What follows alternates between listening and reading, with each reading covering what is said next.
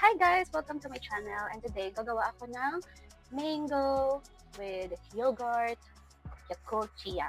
Ayan. So, samahan niyo ako para ito sa akin, baby. Ayun. Una kong ginawa, madaliin na natin to. Charot.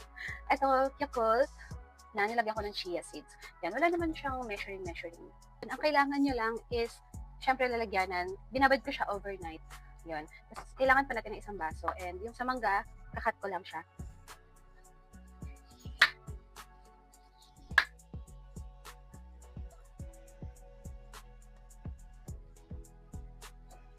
Then, ikat lang natin siya like this. Like this. Yan. Ikat lang natin siya ng paslant. Bango.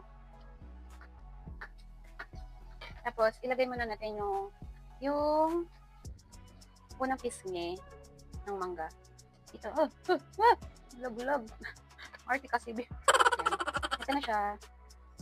Next natin is yung Greek yogurt. Ito hindi lang siya pang isang araw. Siguro pwede mo siyang kainin for 2 days or 3 days. 3 days, like that. Yan. Look. Yan na siya. Then, lagay na natin yung Yakult with Chia.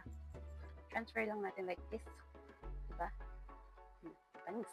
Next na natin yung another layer of mango.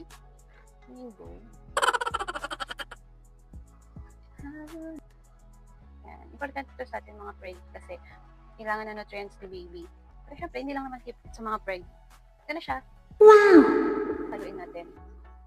Para mag-mix yung yogurt, Yakult, and mango. Let's eat!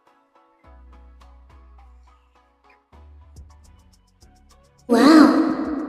Sarap! Sobrang sarap. Tingnan nyo. Thank you for watching, guys. Don't forget to like, subscribe, and click the bell button.